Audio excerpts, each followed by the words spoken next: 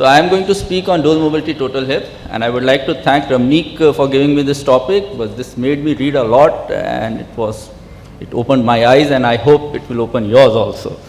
So dislocation is something which a hip surgeon doesn't want, and this is the French concept basically. It was started by Bousquet, Rambart and Rio. They married the principle of Chanley's low friction along with McIfera's large head, and the Christian hip concept of mobility of a loose polyethylene head around a cyclical turn union. You had 3 generations. The earlier generations did not do good. There were a lot of loosening, and they had issues more related to the coating. The final generation, the 3rd generation, had a bilayer coating with a titanium porous and a hydroxyapatite, and that has stood the test of time. The principle is similar. You have a smaller joint, which is a 22 or 28 mm head, which rotates inside a larger retentive cup.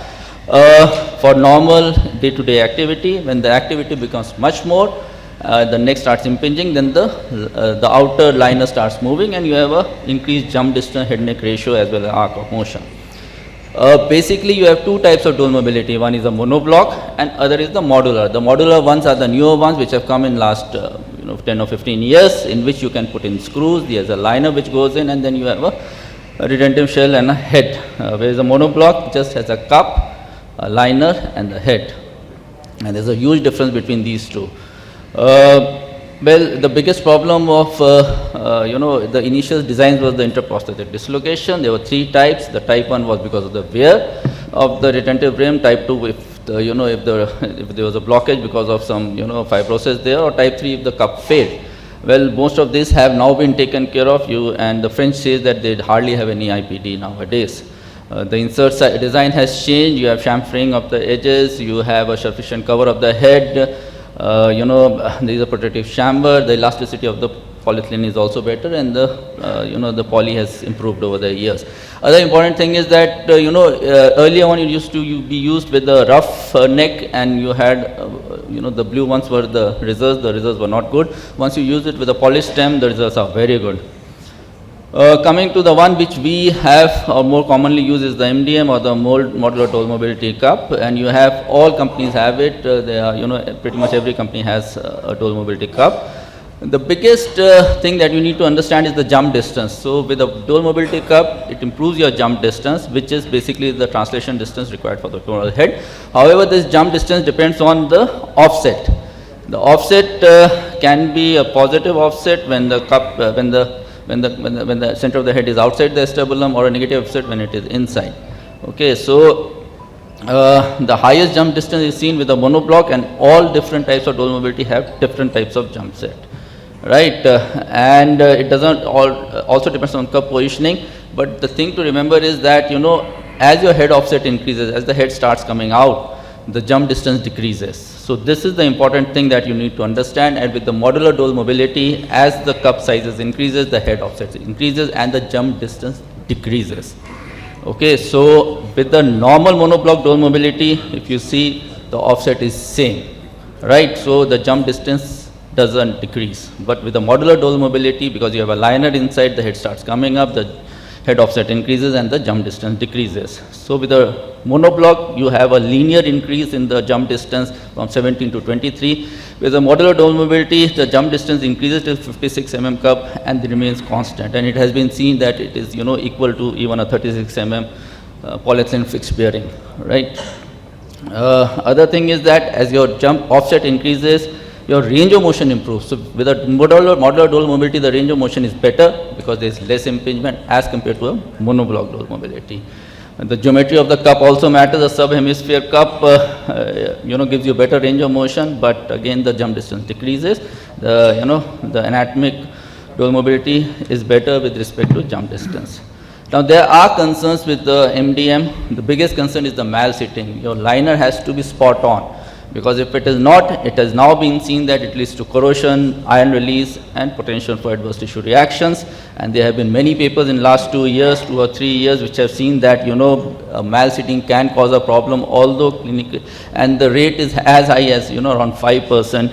So you need to be careful when you are putting in that liner. So there is a 4-quadrant test also which has been described. You tap in the liner at 4 quadrant and see if it is not squeaking or squirting at any side, clear the periphery, because if it is mal-seated, it has been seen the metal ion levels are increasing. So these are studies which are now coming up that, with the modular dole mobility, you are having increased amount of metal ions, although it has not been seen to affect clinically, right? But there is a concern. So what are the indications? Basically, dole mobility is a good cup for any situation where you are anticipating, instability. So they can be classically a fractured neck femur, a failed fractured neck femur, intertrochanteric fracture, and there are systematic reviews on these which say it has been good. A prior hip surgery, if a PFNA has been put in where the abductors are buckled, here again, dole mobility does good, or wherever you need insurance against dislocation, dole mobility is a great help. Hip dysplasia, this is an article which came last year in Nature. They have found that if you use dole mobility in dysplasia, it decreases chances of dislocation, difficult hips like this. Other is the young and active population. Now it has been seen that the earlier results, 5 or 7 year results, have been good. It is not bad. Dole mobility in a younger population gives you a better range of motion, but mind you, these are all monoblock dole mobility, not all are modular dole mobility. Okay, so you need to remember this, and there are a few publications from India also, especially younger patients with avian, in which dole mobility has been used. Proximal femur tumor, if you are using a megaprosthesis, it's a good implant. Patients who have got a risk of dislocation because of spinopelvic issues, again dole mobility helps you a little. You need not think so much, so it's the right indication to use. Patients with PPRP or neuromuscular dysfunction, again these are patients in which dole mobility is a great bailout. Revision total hip replacements, a big help, especially if you are using, you can put it in a TM cup, a cemented dole mobility, and now the French people have described how you can use dole mobility in all types of Peprosky classification also. Okay, so certain examples of a revision, this was a revision, another revision, another one, and this is another one in which we used augment along with the dole, TM cup along with the dole mobility. Another one in which cage was already put in, a dole mobility had sort of the patient had trauma and came out, so again was revised. So if you see, the best implant as far as dislocation is concerned nowadays is no doubt dole mobility.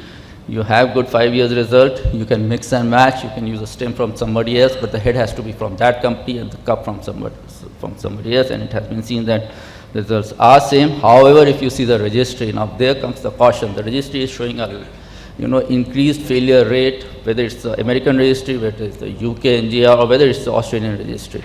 So it is seeing that the earlier incidence of revision is a little bit higher in dole mobility, and the explanation being given is that these are different subset of patients.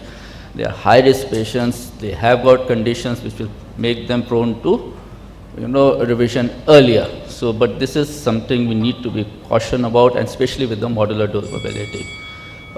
So whether it should be used as a routine choice, well, these authors have described that it's a great option, but to me, I don't think that's a good option.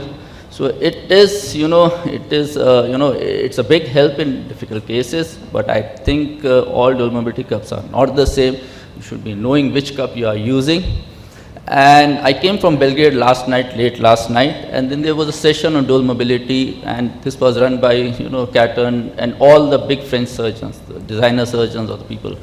And these are two photos that I took from there. First, they say that, it's a compromise. It's not like the perfect thing, because you have a third articulation there. There's a true metal bearing. And even in France, they are still concerned that, it's not the same one design. There are so many designs there. So, the one which has stood time for 30 or 40 years may not be the same. And again, there are a lot of concerns with the modular dole mobility as compared to the monoblock dole mobility. So that thing you should take into account. Thank you for your attention. Thank you very much.